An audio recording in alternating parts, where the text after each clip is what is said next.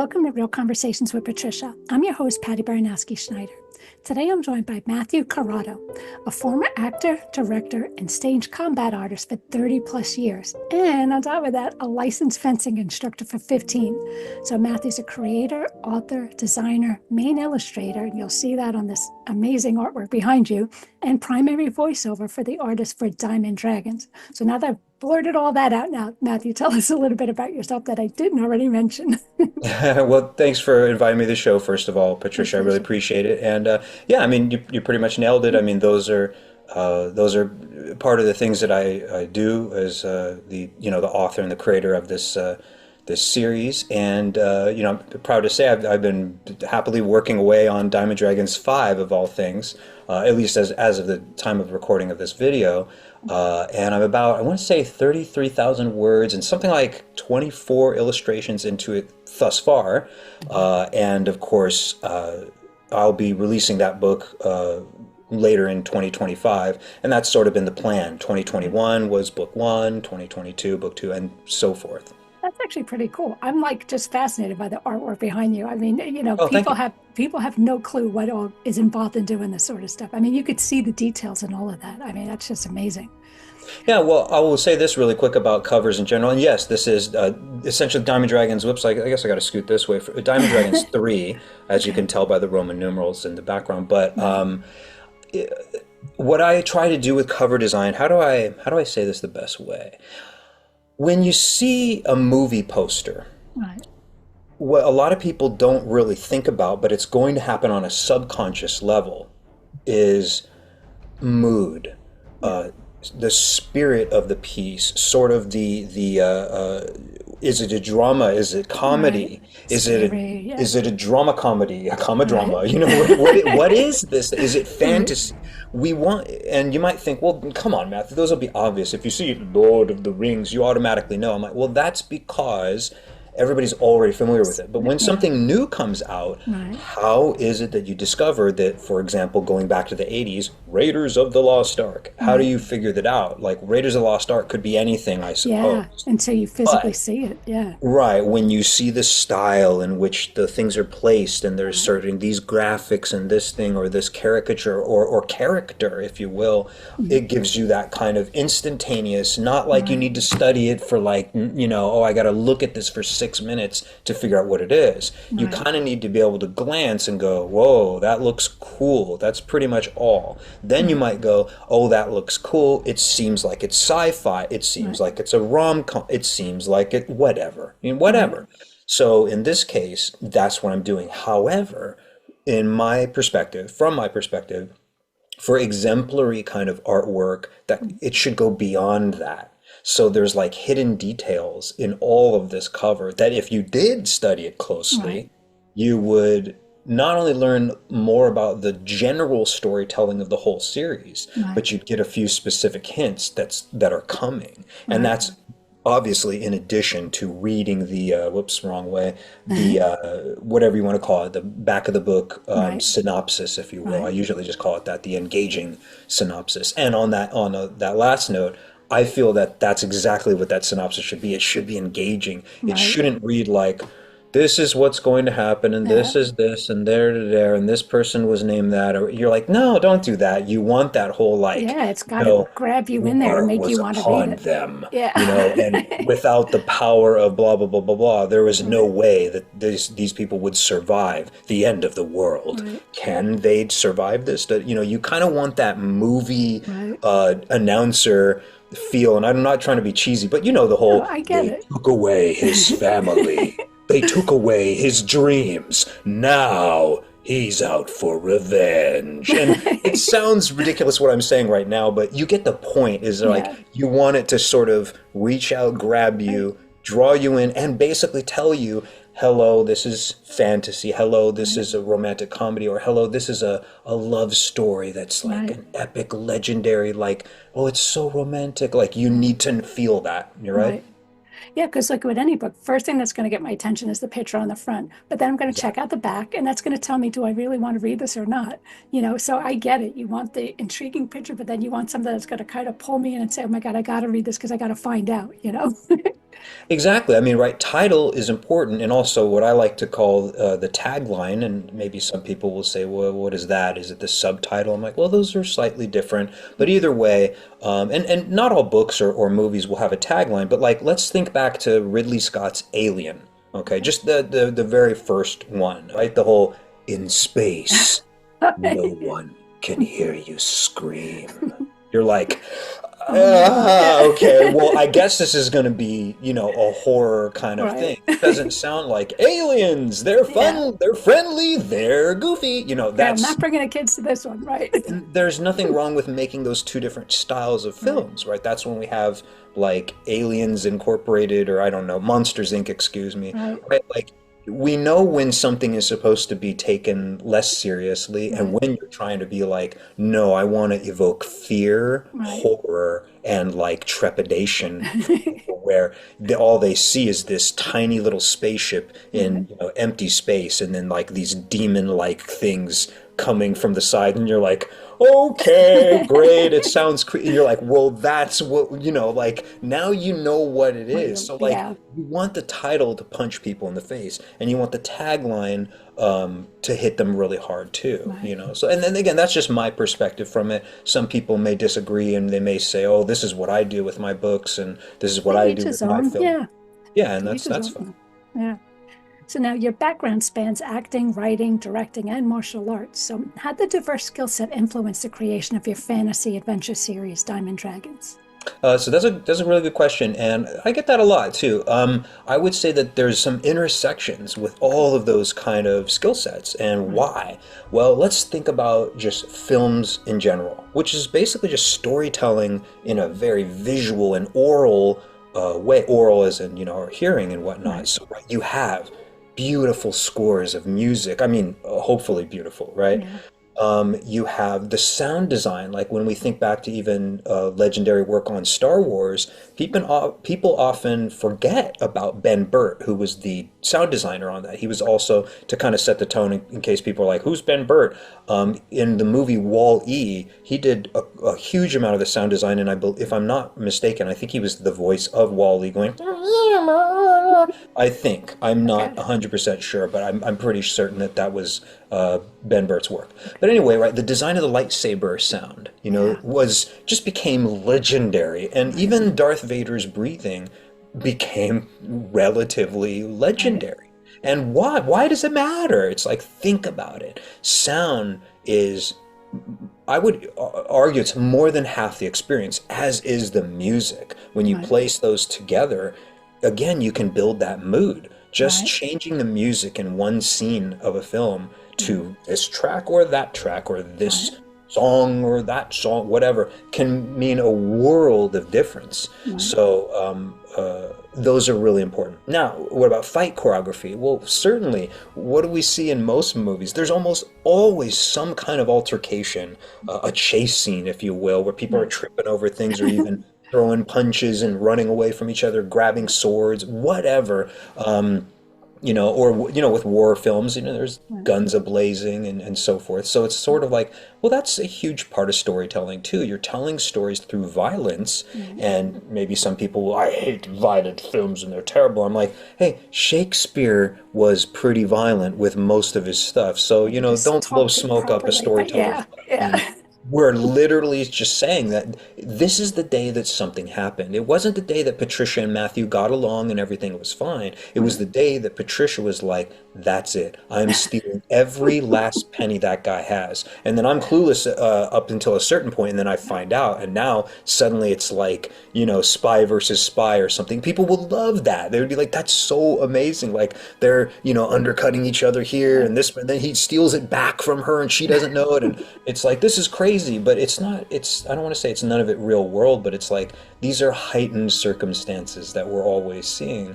Right. And so there's a lot of intersections with that. So, Right. the work that I did as a fencing instructor, in case people didn't, realize that, in addition to me just competing, and I have my share of golds and silvers and bronzes, nothing Olympic, by the way, I Mhm. want to make that clear. But, I competed and won tournaments Right. and placed second and third and Still whatever. pretty cool. Like it wasn't just me, screwing around. I also taught classes. So you learn something not only about yourself, but about just how to communicate information to other people when you spend so much time teaching, Yeah. right? And then, with the acting and the writing, all of these things are part of storytelling, Right. Patricia, right? I mean, other things people often don't really think about. It's like, let's just take the wonderful Keira Knightley. What a great name, by the way, Yeah. too. Yeah. Keira always got to be in these films where her hair was always done so wonderfully, Right. right? And people often forget that. They're like, oh yeah, they gotta have a hair and makeup person or team in Right. often cases just to make sure that the hair is period or it communicates whatever they want. Right. So it's like, well, sometimes they're with wigs, sometimes it's the makeup is a certain way, sometimes they're like, they need to look sickly, so let's get them Right. very pale and white, and we need these pock marks on their Right. faces or whatever. So like all of these things enter into it. And again, costuming, so I could go on, but like all of these things are important in storytelling. And when it comes Right. to like me writing the books, I want to describe these things. Right. Describe when they go outside and it's a warm, Right. beautiful day and the sun is beaming down through the trees in that really epic, light beams everywhere Right. way, and you feel the warmth and you can kind of smell it on your own skin. Like when Right. you're at the beach, the difference what your skin smells like when it's Right. on sunshine as opposed to when you're freezing cold in the Yeah. winter. Like that sounds maybe a little weird maybe to some people, but it's like these are the things that are visceral. We describe the sounds, the feelings, the temperature, in some cases, Yeah. and that's what moves people, I Yeah. feel. When you for example, like to use like Lord of the Rings as an example, Right. there's just some scenes where not just with Peter Jackson's wonderful films, but with Tolkien's words, Right. where it describes the absolute what's the word for it too? Just the destruction of the soul that's Mhm. going on to Frodo the whole time. And if you don't really put it into context, you're like, Right. it's the ring around his neck that's doing it. Right. And that sounds impossible for us to understand as regular humans because we're like, well, if you put on a necklace, it's not exactly going to give you anxiety and depression. You're like, I know that, idiot. The point is that it's representing this kind of weight that's Right. crushing him in a spiritual way, in a physical way, in an emotional way, and just psychologically. Right. How do you describe that without it sounding cheesy and Right. wrong or not necessarily invalid, but untrue, right? Right. Non-verite, if you will. Yeah. Well, the way Tolkien did it, from my perspective, and maybe I'm wrong, but I feel like the world kind of resonated with it all the way back in, what was it, the 40s is when he started that series, maybe the 50s. I'm not 100% sure, but it was quite a while ago. Really powerful. You feel it emanating from the pages, Right. from my perspective. Right. And I like to do that with my work. I want to Right. grab you, draw you in, and if I want you to feel Right. despair, Yeah. abject despair, I want to hurt you badly with the words. And if I want you to feel, triumphant and be like, yeah, like I'm going to try to drag that out of the words and Right. get you into it. And, if a character finally reaches the villain and just cracks them in the face, you're like, yeah. And you're thinking, oh my God, why am I doing this? It's just a book. What am I doing? What am I doing with my life? I'm reading this book and I'm all excited. This isn't even real. These dragons, they're not even real. What the hell's wrong with me? It's like, well, that's what we enjoy, Right. right, Patricia? We enjoy the storytelling because it feels real. Right. But that is amazing because it is true. Like it's harder for writing than it is for watching a movie because you're seeing it, so you can kind of see it. But like you say, you want them to feel through the words. If you just said, "Yeah, he got up, went for breakfast, and got in his car, went to work," okay. It's But not if you said, interesting. "Well, yeah," if you kind of said like the car was so hot, he struggled getting in, and oh, this jerk off on the road, and you're That's now I'm like, interesting. yeah, now You it's see the like, difference, right? Right, and we often used to say this, and this is something when I taught tiny acting classes for like middle schoolers, nothing long. It was just mostly summer stuff. But here's the point: is sometimes I would often try to work this into all my lessons. I'm like, this is the day that something crazy and wild and visceral happened. This is not the day you did your laundry and you went to work and you paid your bills and everything went hunky dory. We want it where today a bomb hit the school, when I would often say to the kids, and I'd be like, how would it feel if that happened right now and all the alarms are going off and there was chaos or whatever? That would not feel like a normal day. Right. You would not be ready for that. And I'm like, however, it's dramatic. And then it's possible that triumph and tragedies can kind of poke out of those things. Right. And then that's what we're really seeing. By the way, another level, Patricia, is too, something that I regret that I see in a lot of Hollywood films today. And again, this is of the time of this recording. Maybe it'll change in years to come, but sometimes some of the heroes that are written in, they don't have any more struggles. They start off powerful, they kind of remain powerful, and then they just get more powerful. I don't like to see that as much anymore. What I really like is the kind of, I'll mention a person's name here, Joseph Campbell, who's wrote something called The Hero of a Thousand Faces, and also a book called The Hero's Journey. People can look him up, Joseph Campbell. Anyway, he would talk about the kind of basic journey, this kind of hero's wheel that he would make of the certain very important things that make a story a true story, like one that you will remember. And this harkens all the way back to stories like Beowulf. We're going way back, you know what I mean, with heroes' journeys and whatnot. And that's that the hero in the beginning is a nobody. They start off as like a blank slate. They don't really have any skill sets of any import or acknowledgement, and they have to rise to the occasion. And in fact, they're going to get punished. They're going to get punched in the face, whether it's proverbially or literally.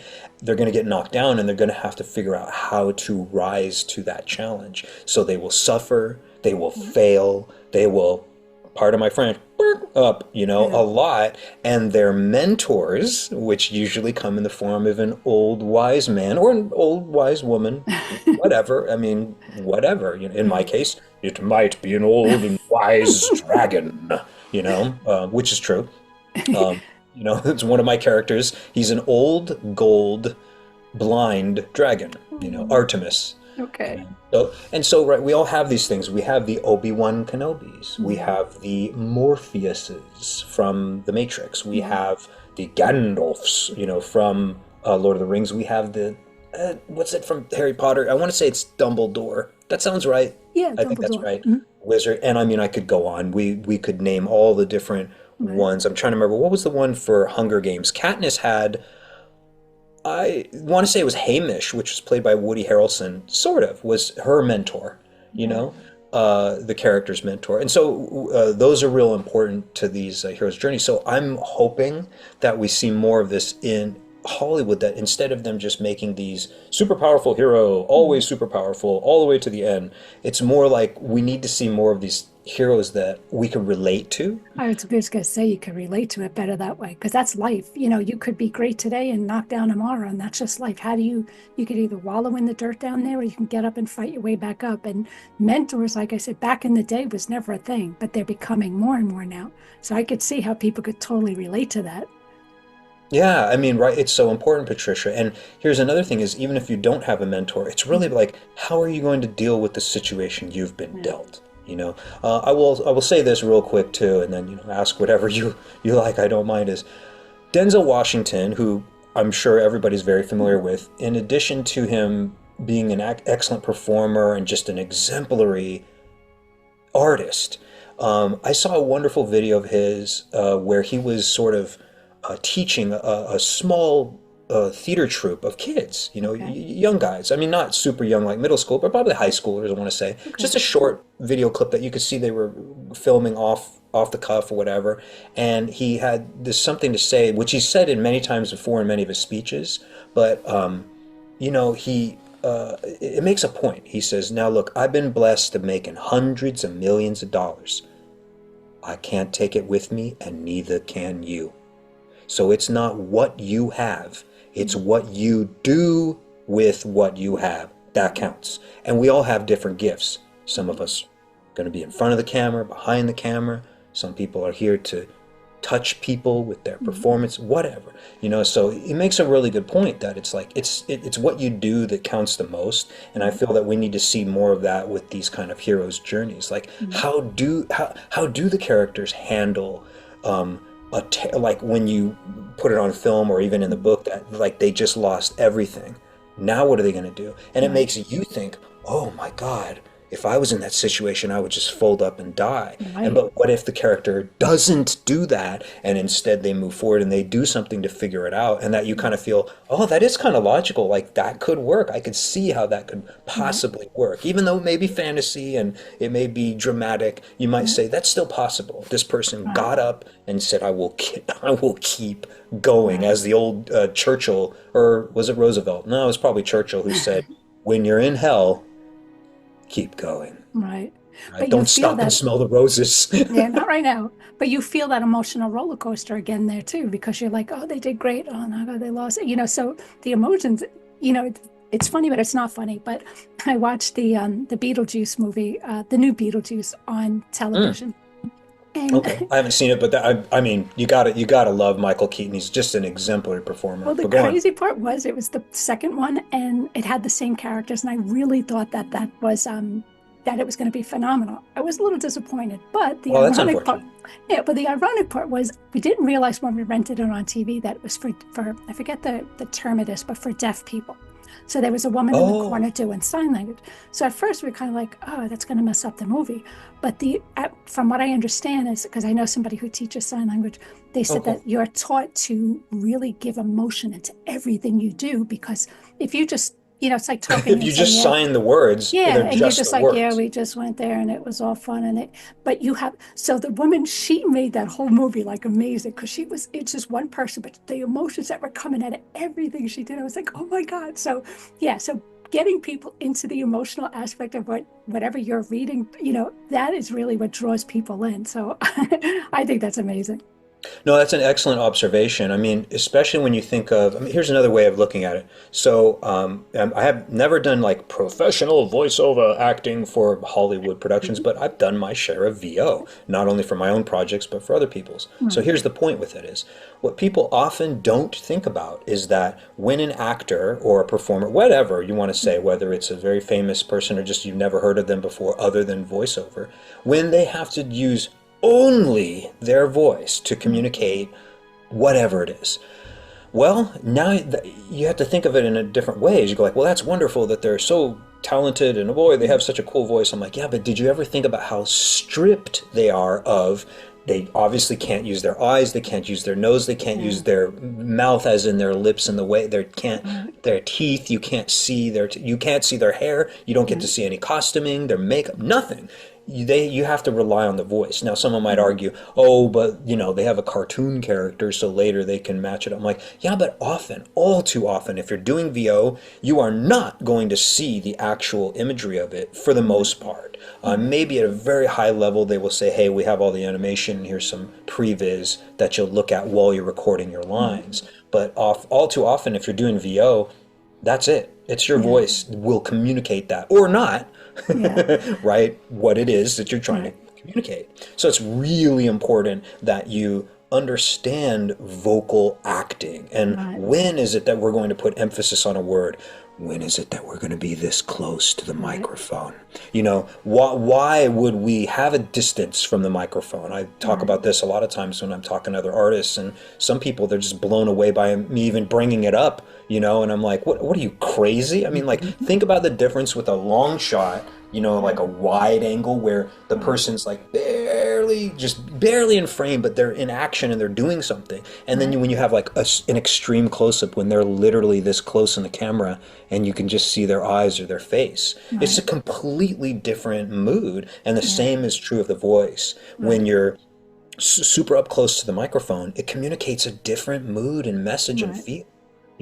And Yeah. when people are kind of a normal distance, pretty normal. And when they're really far away, you get another feeling altogether. So Right. all of these things are important, Patricia. They all communicate, drama, Right. emotions, whatever you want to, what do you call it? And it's the difference between whether someone's going to cry at a film, Yeah. or be, elated and pumping their fist, or just simply be, entertained, if Right. that's all we're going for. We don't want to really preying anybody's emotions in one Right. direction or other, right? We don't want to hurt anybody's feelings today with this Mhm. movie. No, it's true, right? Like Yeah. some movies you don't want to make the audience get killed here. We don't Right. want to hurt their feelings really bad because then they might be like too sad, and oh, this movie's so depressing, I can't watch anymore. And you're like, Right. okay, I guess you shouldn't be watching Schindler's List, right? Exactly. So, right?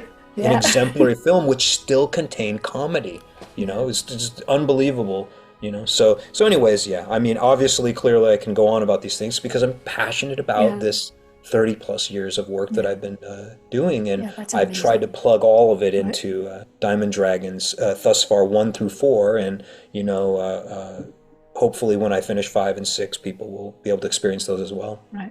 I was going to ask you about the 5 in a minute, but I was just going to say with the voiceover, I am amazed by that. Like I just learned today, here we say it was how old when I learned this, that from Beauty and the Beast, I think it was the teacup, like who actually plays that voice? I'm like, oh my God, I have no idea.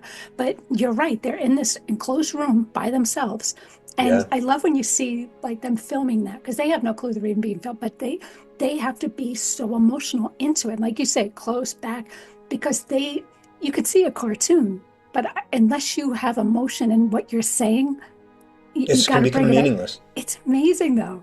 Yeah, I'll do two shout outs with this too, and hopefully you'll appreciate these two. You can always look up their names, and you might be completely shocked at what their body of work was. So two shout outs. Most of these guys too, more popular back in the '80s. So Okay. there's Frank Welker, wonderful, just legendary voice in the voiceover community.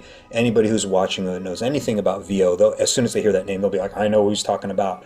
He's most well known for doing Megatron of the old school Transformers Right. cartoons. However, he did a multitude, like a plethora, throng, if you will, of voices. He was Fred from the what's his Scooby Doo and the Scooby Doo campaign. Really? I don't know what it is. I forgot. But you know what I mean. He Yeah. was Fred. The cravat wearing, jock Scarf. guy Yeah. back in the day, and he did a monstrous amount of other voices. He may have even been Scooby Doo. I'm not sure, but Wow. he was also, of all things, the Tiny Toons voices. So he'd be like,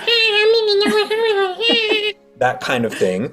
And he was of more recent years. There was this series for children called, I want to say it was Bubble Guppies, and he was Bubble Puppy, I think. So he was playing a little doggy Mhm. guy. And so when people think of it, they're like, I can't believe that's the same guy. The guy who played Megatron, going, You have failed me for the last time. You do That that kind of pretty thing. And then well. he goes, You can't get me. You're like, how can that be? How is that the same person? And you're like, that's what voiceover is, bro. Like you're not there to just be like, I'm a villain dude, so I'll just be a villain dude. Like, you go, okay, have a little range, son. So that's kind of thing. And then the second guy, who unfortunately he passed away many years ago, Chris Latta. And Chris Latta, he was another legend in the VO community. And I won't go into all his stuff, but holy cow, that guy, whenever they said they had footage of him in the box, all of them, they said, God bless Chris, he was wonderful. That guy put everything. He was physical, he was moving and waving his arms, and he would sweat like you never knew. Like, this guy, you want to talk about VO, Chris threw mud at the microphone. Like, he was, he was physical. Like, it's just incredible. Like, what the hell, man? So, shout outs to those guys, Chris Latta and Frank Welker. Nice. Chef's kiss, as they say. But I think that people are starting to finally realize like that's actually a talent. Like I saw in America's Got It's a Talent, discipline. they actually have people kind of sing in the various voices. Of They've done course. Scooby Doo, they've done Mickey Mouse, like just in the voice. And it's finally recognized that this. Not everybody could do it, and to be Well, able to yeah, do I it, it's mean, like, it's, wow. I don't want to say it's pretentious and presumptuous for some Right. people to say that, but I'd be like, look, you can't talk if you haven't even done it even once. Don't tell me that. And I mean, I will say this is, over the years, Patricia, believe me, I gotta tell you, different subject, but same concept. Fencing. So many people, Patricia, mostly adults, unfortunately, would come to me. And they're so excited, and this, the other, and I'm like, here it comes. Oh, I saw the Zorro movie, and I'm so excited. I'm like, okay, that's cool. Take one lesson from me. At the end of the lesson, they're exhausted, they're sweating, they're tired, they were overwhelmed, we weren't doing well from their perspective, and all this kind of stuff. And they're, oh God, it was just so hard. I just don't know if I can do this. I'm like, you don't know if you can do what? They're, oh, it's just, I don't know. I'm not a very good fencer. I'm like, no, you're not. I'm like, That's why you're taking but why would you classes. say that? I'm like, no, you've had one 30-minute lesson on fencing.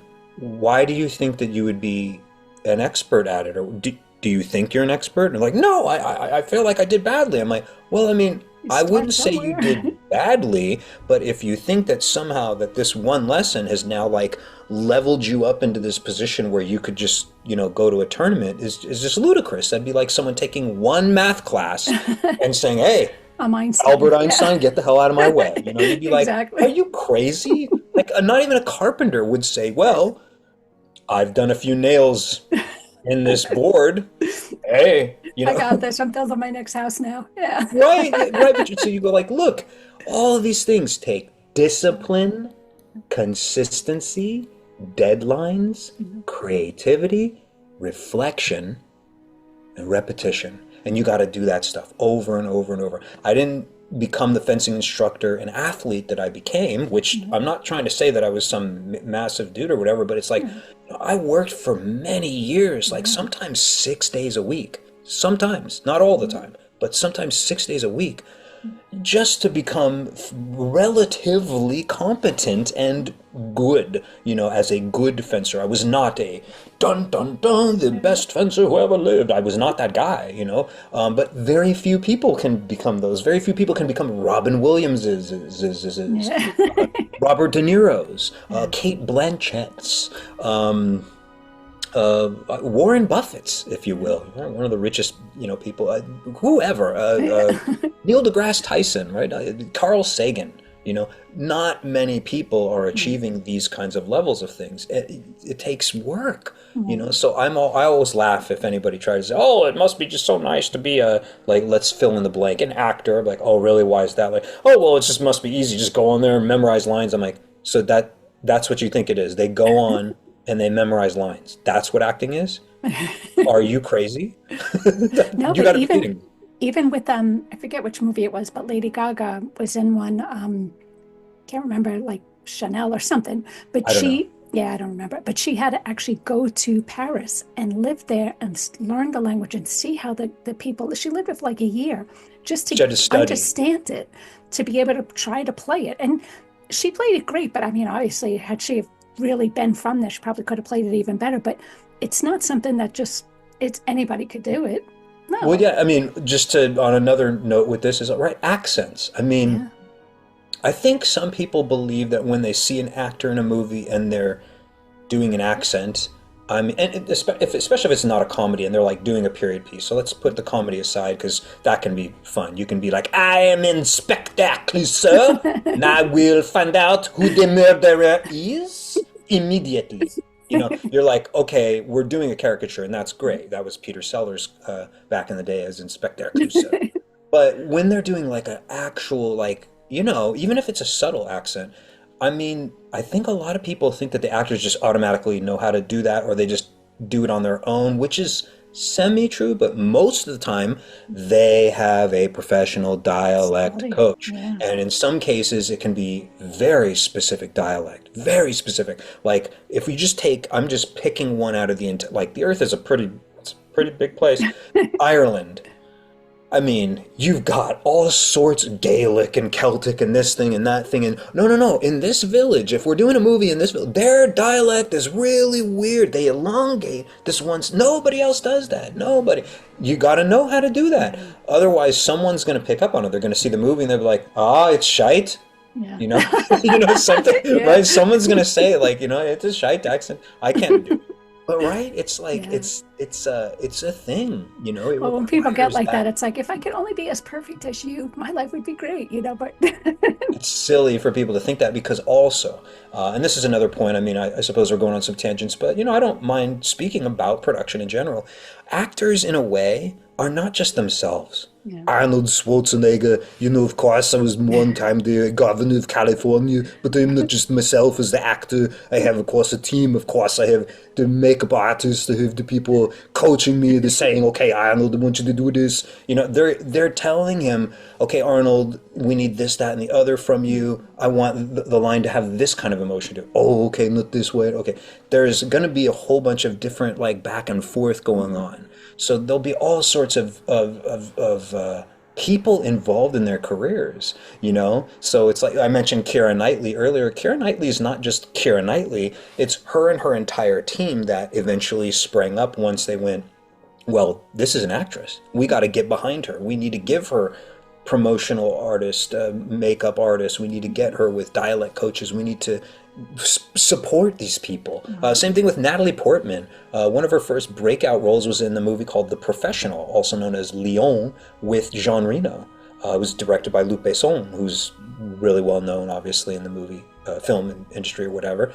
What a beautiful film that was. I mean, dark and deadly and violent. But Natalie Portman was only 14 when she filmed that. And the kind of role that she was portraying was really like way out of that ballpark. Like it was amazing that her parents were there alongside her the whole time saying, okay, it's okay that she does this, but holy cow, the dark subjects that were involved. I mean, basically her characters, or the character that she portrayed, her entire family gets murdered by drug dealers. Her baby brother, too, who was like 4. Again, this is a character, so it's not real, but she had to portray that despair. The emotion, where there's an epic scene where she's sitting there crying, and she's like, they killed my baby brother. You think I care about all those other ones? It's like, what the hell did he ever do to anyone? He was 4 years old. All he used to do is sit and cuddle with me and watch cartoons. And you're like, ow. And again, I'm obviously not portraying it on purpose with this, the heightened level of it, but you can imagine that, okay, if you're 18, 20 years old, okay, but she's 14 and has to convey that and also not be damaged by conveying that. That's something people don't often think, Patricia. What happens when you're portraying Hitler? What happens when you're portraying an evil, I don't want to use the wrong words, but a guy who abuses, females? Because you have to put yourself in their shoes. And then get the hell out of that when you go home, and you don't bring that with you, with this. I will say this real quick, is there was a interview that I just saw recently with Christopher Walken, Christopher Walken, everybody's very familiar with him. And the interviewer asked him a question, is there ever a character you play where it really, got into your head and you had trouble not taking it home? And he kind of said, oh yeah, there was one, he got under my skin, that kind of stuff. And it's just kind of like, people don't think about that. It's like when you play a psychotic, sociopathic, deeply disturbed murderer, what the hell? If you want to be real about it, you do have to dig into that. But then if you also don't want to be psychologically damaged, you need to be able to be like, what's my exit strategy?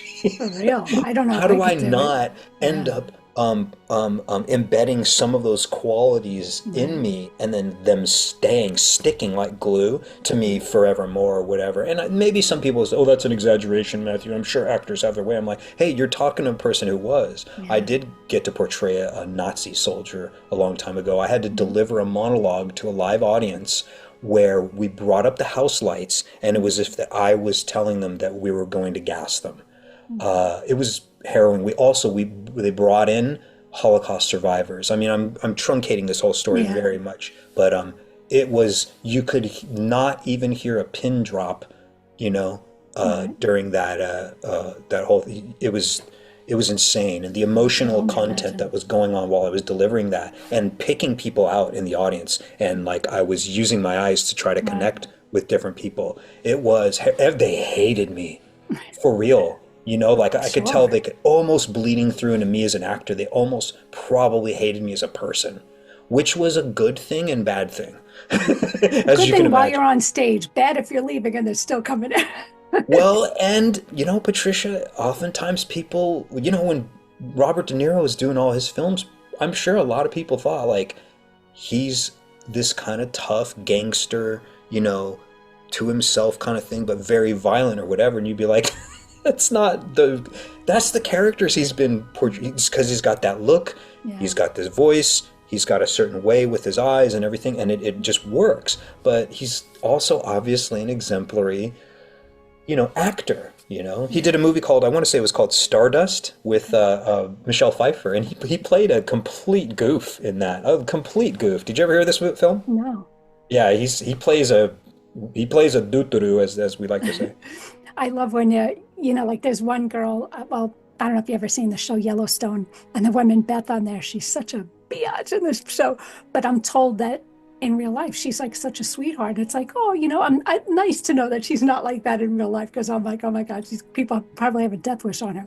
But They I won't go. they usually are. Usually, all the bad guys are. There was several men in the movie Heat, again with Robert De Niro and also Al Pacino, another good example of a guy who's just a wonderful guy, but he usually plays these, give me all you got, Hoo-ah! All this, wow, okay, Al Pacino, you're crazy. But in real life, he's just really calm and collected. But anyway, there's two of the villains in there, and they're just, ugh.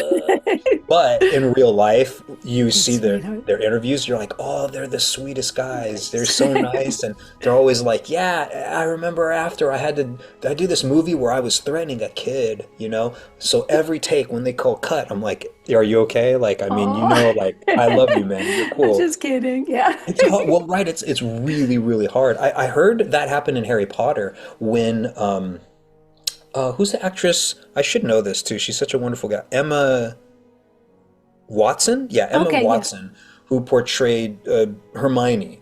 When she was a little girl, Helena Bonham Carter, who played an evil witch character, I don't remember the name, Bellatrix. Yeah, she's named after a star. That's what I guess J.K. Rowling named them all after stars or whatnot. Okay. But anyway, the character Bellatrix was just, throttling Emma Watson, pretty much strangling her and screaming at her, and the thing was, she was, I'm gonna kill you, whatever it is. And she said, just so often, I had to whisper to her, are you okay, Emma? Everything's okay. And she was like, I'm fine. It's like you don't really think about that. Where do you draw that line? Yeah.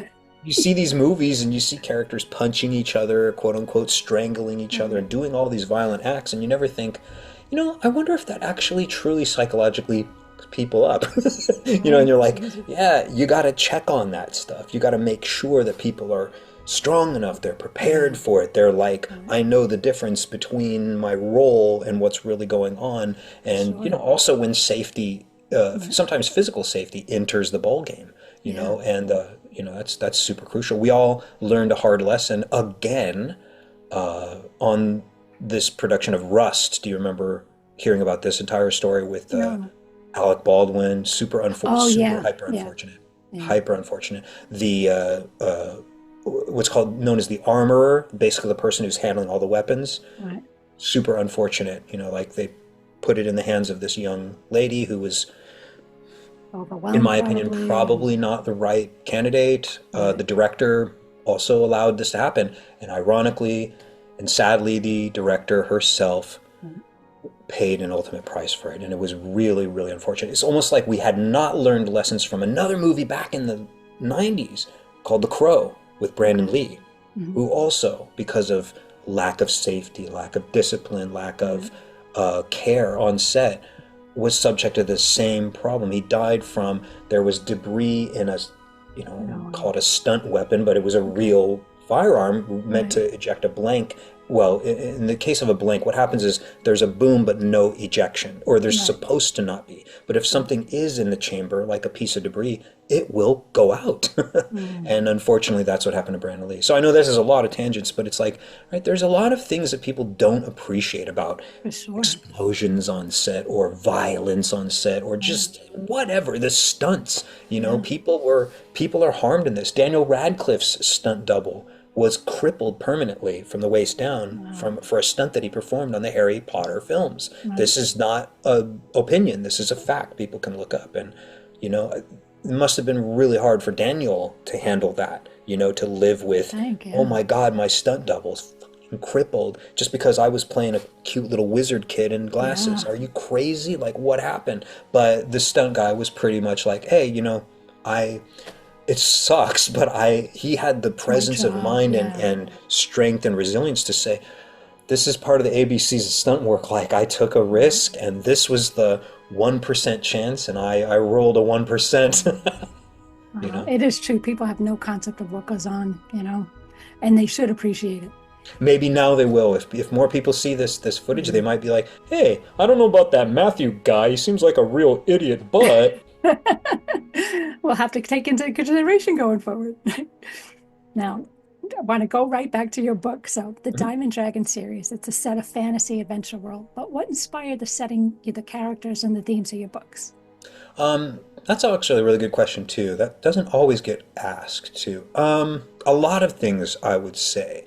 One of them was I kind of in the back of my mind, I don't want to say always wanted to write a story about dragons, but it was something that kind of, entered my mind somewhere when I was in my, I don't know, 20s or 30s or something. However, I knew at that time, I'm like, I'm not capable of crafting that. It's just too big. It's too big for me to do it at that young age. So fast forward, I'm not only enjoying fantasy, fun games and adventure stuff, and novels and acting at that time and different productions, doing the fencing, all these things. But finally, again, fast forward through all these years, basically I just decided somehow in like late 2017, I want to say it was, where I was like, I want to try tackle writing the screenplay version of what I think I want to call Diamond Dragons. And it really just kind of come to my mind for the title. And then I had like this kind of vision for the ending. And again, I won't reveal what that is. Obviously, it would be kind of silly. But I was like, wow, like that could be powerful. But now I really got to do the work. I can't just live off of one little moment and pretend that that's a film. So I kind of did what my training would tell me to, which is I then said, I need to make a cast of characters. And I need to have a reason for those characters to exist. Like, what's their purpose in this film, in this story?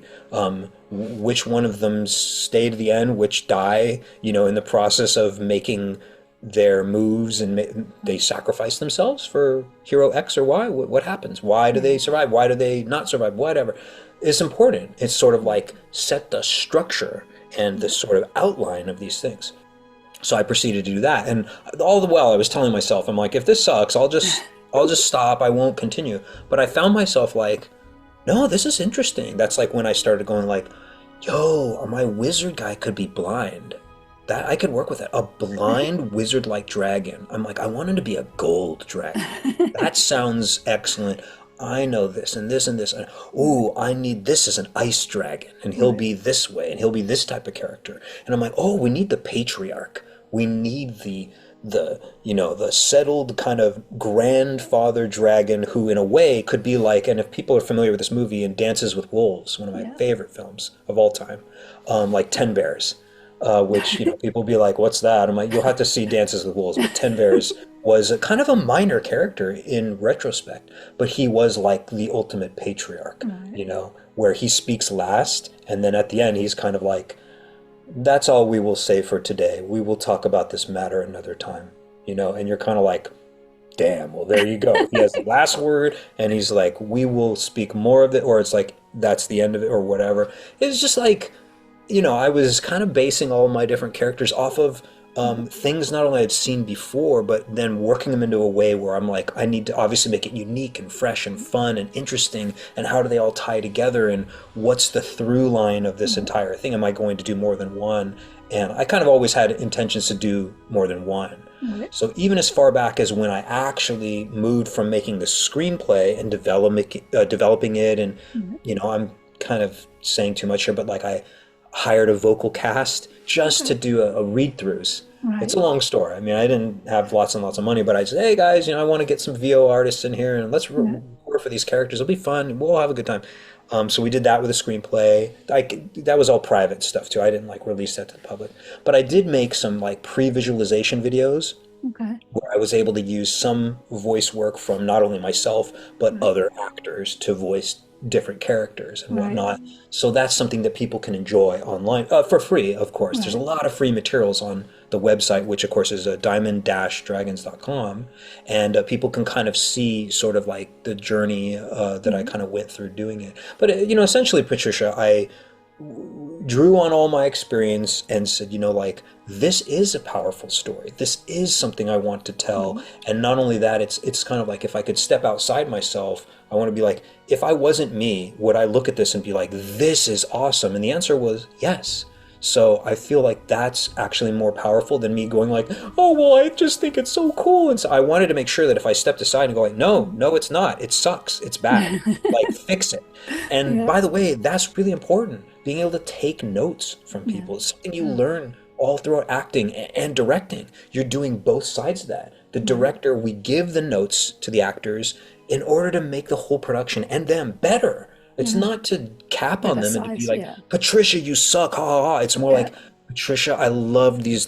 Your delivery was fantastic. The only problem, you are way too far deep upstage. I need you to come all the way downstage. I want you to be intimate with the audience. If you can almost step on the front row's toes, it's okay to do that. Do you got it, Patricia? And I got it. You write this note down. Right. Like, these are the notes that sometimes you give for theater, or sometimes you tell an actor, you go like, on that one, I want you to be way more subtle. You're doing that line really, I want you to be a lot more like delivery, very, very ominous. Ooh, okay. It's just a different style, right? Yeah. So it was important for me to, while I was making, this journey and writing the lines, I was thinking, what will they sound like? When is it that they're having an argument and it comes to a head and it's very like tense, and then someone's like, all right, shut up, and everybody's suddenly tick-tock, tick-tock, you just hear it, right? And it goes like, we will do the plan as written. And then that's it. You'd be like, whoa, when is it that we have those moments? Or when is it that the pace has to be like a machine gun fast? Right. You know what I'm trying to say? Yeah. So like, these are all important things. And I wanted to check myself at every level and be like, I don't know about this scene. I think I can cut all of this. I don't need any of this. Do I need any of this? I don't need any of this. And I would just, I'm more than happy. I've been more than happy to do that in my own work for a long time, So I don't know how to really explain, that in more detail, but like, I wanted to do this because when I started on going, dragons, ooh, this is not a bad idea. I like the title, Diamond Dragons. It's so cool. Like, I know so many ways I can go with this. Is it going to be good though? Let's find out. And then once I discovered after writing, the first kind of different scenes to it, sometimes I wrote them out of order too. Like, I wrote the end first, obviously, or not obviously, but that's how I prefer to do it, Patricia. I want to know, what is the conclusion to something, so that I have a clear goal on how to get my characters there without it being a wandering mess. There needs to be reasons for why the characters need to do these things, not just because it's dramatic and cute and fun. You know what I'm saying? Yeah. No, but that makes sense, because then it gives you, as you're progressing, you could say, okay, so now I'm already planning for part 2 because I could see where this would fit in. And Precisely. And I mean, that's the thing is, I feel that if people are writing a story and they don't know where it's going, then it's like, then how can your characters know where they're going? Now, that's my perspective. A lot of people might say, now, Matthew, I don't do that. I never plan. I just write and I just type words and things, and then epic stuff happens. I'm like, look, I'm not going to tell you what to do. But like, if people ask my opinion, I quote the first lines in my own book, which is, as soon as you open the cover, I mean, not counting the tagline, you open the cover to book 1, and you see a poem underneath it. You're like, oh, what's this? Just 6 lines, 3 rhymes. And it's like, before I start, I must see my end. Destination known, my mind's journey now begins. So when you read that, you're going, okay, this guy already sounds like what? That sounds kind of ominous. What is this? But that said, it's really just telling you some immediate kind of thoughts. It's like, before you begin something, it's kind of important to know, what is your destination? Like, I'll put it this way, Patricia. When you get in your car, do you know where you're going? I should. Usually, right? Now, someone might say, oh, I go on joy rides. I'm like, putting the joy rides aside, and also, wouldn't you say that the joy rides are usually 5% of your car rides, right? Not 50, right? When you get in your car, you're going to the dentist, you're going to work, you're going to the store, you're going to the train station, you're going to the airport, whatever. You already know your destination. So now the question isn't about the destination, it's how do you get there? right? And maybe someone goes, that's not that epic, Matthew. It's just a road. I'm like, I know, but think of it in terms of the dramatic structure. We know at the beginning of Star Wars, the first film, 1977, we get very quickly, Luke's got to blow up the Death Star. We know it. Mm-hmm. How is he going to do that? That's more important. No, in Empire Strikes Back, it's the same kind of thing. He's got to face Vader. How is that going to go, though? We know in Lord of the Rings, right away, Gandalf comes in, is it safe? Is it secret? And then he's like, the ring must be destroyed, Frodo. And he's like, well, then we'll we'll throw it in the fire. He's, no, we cannot do it that way. We must take it to the fires from whence it came. It's like, where's that? In the fires of Mordor. And you're like, well, what the hell does that mean? You immediately know they're going to the volcano, right? So if someone were to say, well, in the beginning of Fellowship, we immediately know the end. What's the point of watching the story or reading the story or enjoying the story? I'm like, it's because you don't care about the destination anymore. You know the destination. What's more important is how are they going to get there? How are they going to do it? What obstacles are they going to meet along the way? If Patricia says, Matthew, by the way, great interview, I had fun with you. I am going to build my own house. I have no idea how I'm going to do that, right? So then you're going to have to find all those steps along the way and see if you can eventually suddenly look around and go, I'll be goddamned, I finished my damn house. Like, how did I get here? How did I get to the destination? Well, I guess it's because I did have a plan. Like, I put some stuff into place. I started working on the little details and all that stuff. I did one step up the staircase, one at a time, and then finally reached the top. Instead of trying to climb the whole staircase in one bound leap, you don't do that. Like, who's going to do that? You're not going to be able to make that, So, like, same thing, even going back to me with the fencing instruction. Like, you got to understand, Patricia, at one point when I had the other students, oh, but coach, I suck. These would be a lot of the kids. And I'll be like, at one point, coach had no fencing experience. And they're like, what, coach? What are you talking about? I'm like, think about it, son. I'm like, I didn't come out of the womb knowing all this. Right? You'll start somewhere.